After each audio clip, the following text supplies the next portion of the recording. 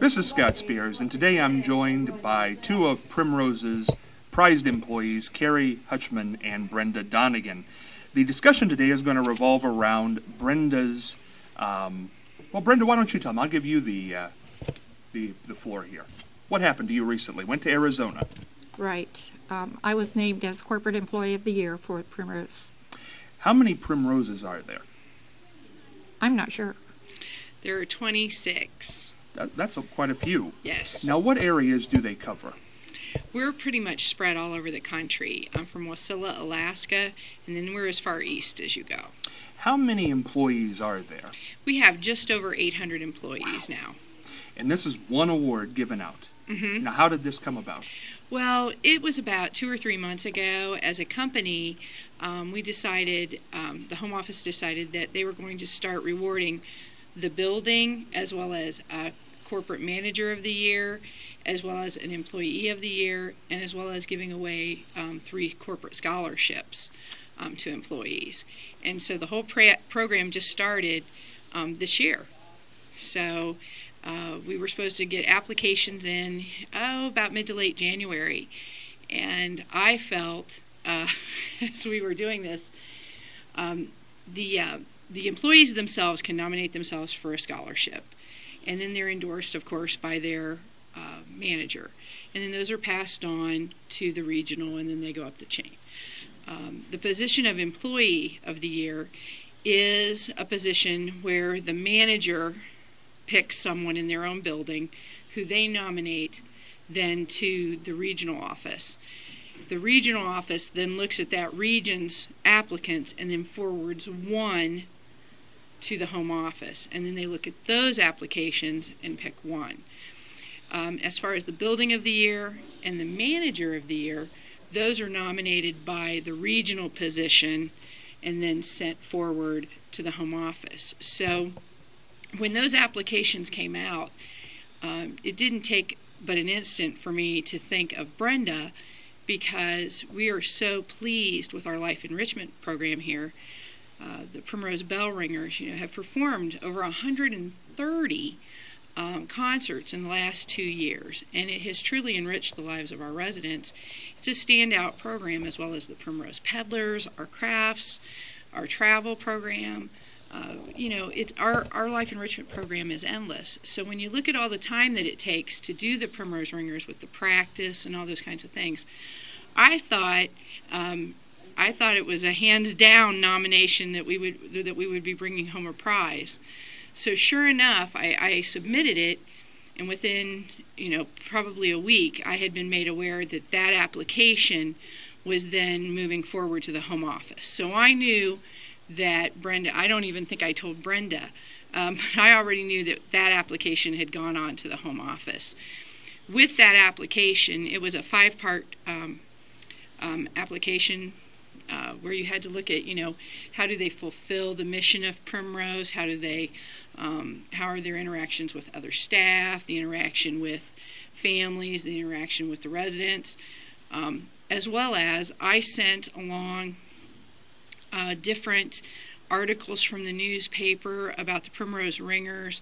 I sent along their DVD from their most recent appearances on TV here in December, as well as just a couple comments from other families and things like that about our program. So I felt that we had put together a pretty strong packet for the application, and sure enough, it wasn't long after that, just about 2 or 3 weeks ago, we were in the kitchen. I'm just rambling on, Scott. But no, it's good. It's a good okay. Story. Tell it. We were in the kitchen, and we all pitch in here and help at mealtime, and Brenda was drizzling chocolate, I think, on a dessert, raspberry sauce, on a dessert, and the phone rang. And realizing that Aberdeen, South Dakota is an hour behind us. So they don't realize that it's lunch. So I answered the phone, and it was our president of the company letting me know that we had won the Employee of the Year spot. And so I passed the phone to Brenda, not tipping her off who it was or what it was, and she thought it was somebody canceling for an activity in the afternoon, and it took a little while for it to register with her. What she received for that was a lovely trip to Arizona to Talking Stick Resort in Scottsdale, a spa day, as well as a cash prize. So we were in a lovely dinner. We had a very nice time, and it was part of our first annual leadership conference that we're going to start doing with Primrose as well. So Brenda, flew out on Tuesday through Thursday, and so we had a nice time. That's nice. So I'm pretty happy. I could relax. I knew we had a prize even before we left. That's nice. And nobody else knew they had a prize. We knew. It's like knowing you've won an Oscar before you get there. Brenda, how was Arizona? Arizona was beautiful, warm, much warmer than it was here, and no water.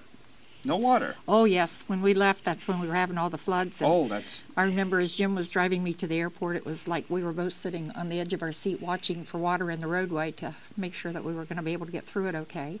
And I think Carrie probably had the same thing the previous morning. It was a little scary driving in the dark that way, but it was very nice out there. We left in the middle of the Monday morning storm. We left in the middle of the tornado sirens. And the downpour. What a time to leave. Yeah. Well, and I love to fly. Ha ha. So I'm thinking, they'll never take off. Please, please, please. And we go, and the guy's like, you'll just be bumpy for a couple of minutes. I was like, oh, please, no. But we took off, and it was a nice flight about 20 minutes in. But I was nervous the whole time. But, water was rushing just everywhere across the roads here. And we were right in the middle of, sirens are going off. I was... What a way to get in a plane. A complete panic. My. But boy, it wasn't an hour, and the skies were clear on that flight, and it was just beautiful. It was just beautiful. Glad it turned out okay. Yeah. Brenda, when you were in the kitchen and you picked up the phone, take me through that. Carrie said, Brenda, it's for you. And as she said, I'm thinking as I'm walking to the phone, who's coming this afternoon or tomorrow? And they're canceling on me because we'd had bad weather, throughout the winter. I thought, oh dear, what am I going to do next? Are we going to play dominoes? Are we going to do Scrabble? Are we going to do a movie? Trivia? What are we going to do? So that's running through my mind. And he said, Brenda, this is B.J. Snotbauer, I believe is how you say his name. And I'm going, yes? I thought, well, I don't know him. And then he told me he was the president of Primrose, and he had called to congratulate me, to tell me that I'd been selected as Employee of the Year, and they were going to be taking me to Arizona to receive the award. And I'm going, really? Yeah. I'm still in the back of my mind filtering through what he's saying to me and what I had been filtering through, thinking ahead of what can I do. But I said, oh, gee, what an honor. And then he kept thanking me over and over for what I do for the residents. And I said, I love what I do. I love our residents, and I love what I do here. So why do you love it so much? I don't know. I just feel like it's my niche. You left a very public job with the Marion Star to come here. Any regrets? No. Why do you feel this is what you're meant to do after having these other great experiences in life? Well, I believe that God has a place for you in every season of your life, and this is where He intended for me to be right now. And you're also a resident. Yes, we are. How's that? So far, it's working fine. I know Carrie, when we mentioned that we were wanting to move here, had some concern that we would be bothered by the residents. And it's not. It's not been that way. They're very protective of me and my time away. I've noticed that the times I've been here.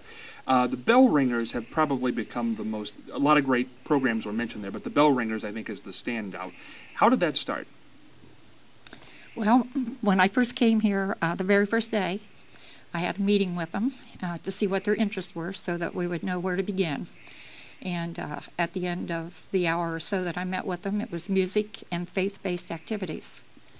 And I had the bell choir up at my church with the children for a while, and I suggested that. And I borrowed our bells. I said, well, we'll try it. Borrowed the bells, and we used them. And oh, my gosh, the first day they fell in love with it.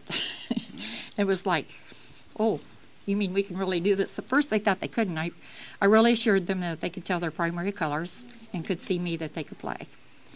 And I know that there were some who doubted that, but once we started, they saw how easy it could be for them. And it's become something that they really look forward to. And they really look forward to going out to do programs away from the building. But that's how we started. We borrowed the bells, and then we had a benefactor who came along and bought us our own bells. And we've added to the music. Our repertoire is over about 60 songs right now. And they've been at all the great events. I mean, downtown events, park events. Great, and it must be great for the residents to get out like that and be in front of people. That's fun. It is, and they especially, of course, I drive the bus too. So on the way back after we've been to a performance, I hear their conversations. And because I have my back to the people, I don't get to see their reactions, but they do. And that's what their conversations are when we come back. Did you see so-and-so? And how they sat there and with their eyes closed, and you could just tell how much they were enjoying our music. And or did you see so-and-so crying when we played like the old Rugged Cross, or, you know, certain songs that would probably have a little tenderness to them.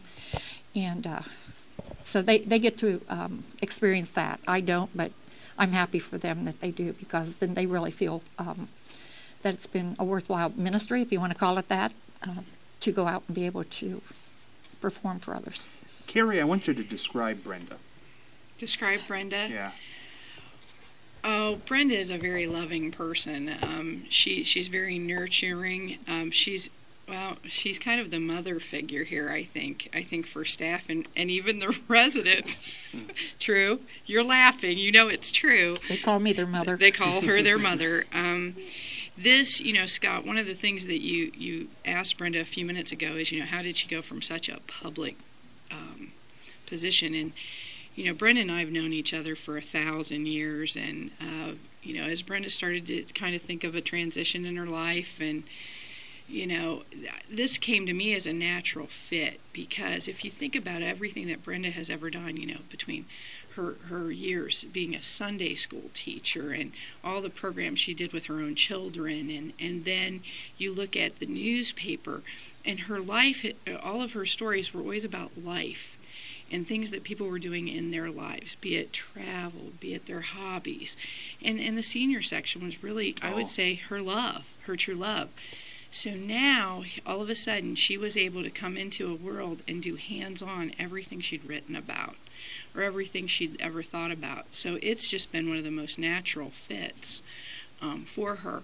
You know, when she decided to become a resident, which was perfect, because then she didn't have to drive back and forth anymore, you know, to Prospect, because, you know, she's got the residents out and about at 5 nights on campus and all those kinds of things. Well, then, you know, then she was suddenly driving in the dark at 9 or 10 o'clock at night to hop back here at 8 o'clock in the morning. So it was a natural fit for her to become one of our villa residents.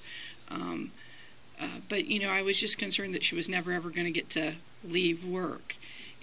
But just like with many of us who work here, it's not work, it's a lifestyle, and she doesn't really feel that her day ever has to stop or end. So it's been a natural fit. But, you know, I don't think I could sit here and actually sum up Brenda Donegan.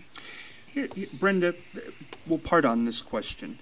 Carrie talked about a lot of the jobs you've had, teaching Sunday school, working here at Primrose, the Marion Star, and you don't hide your age. And living here in a villa would be an age-appropriate thing. Why does somebody who's past conventional retirement age keep such a vigorous schedule? I don't know. It's just the way God made me. Would you ever retire? I told Carrie when I first came here that my Carrie goal was... shaking her head no. I don't think she ever will. Yeah. She'll always, even at some point, you know, maybe someday it'll just be the bells, maybe someday it'll just be crafts, but Brenda Donegan will always have she'll be doing something here forever. I think so. I've tried to back off at things at church, and they just keep taking me back, but I do focus mostly now on here. I have backed off on a lot of community things that I've done. Simply because I see the joy that it brings to them, and that's why I'm here. That's my purpose. It's my mission. The best part for me was, I only got to randomly have lunch every month or every other month with Brenda, or have Brenda come to something and run into her at different restaurants and those kinds of things. And the neatest part of Brenda coming to Primrose was I get to be with her every day. So it's been nice. Well, Brenda, I can't think of a more deserving person. You're a friend of mine also, and it's such a great pleasure to sit here and talk about this. Congratulations to you both. Thank you. Thank you. Well, this was, and Brenda said this in her acceptance speech. It was more, this was a word on behalf of the residents and all the staff, everybody who helps Brenda, Brenda accepted it on behalf of everyone, and I think it says just wonderful things about everything that's going on here at Primrose. What a great facility. Yep. Scott Spears with Brenda Donegan, Carrie Hutchman, WMRN 1490 since 1940.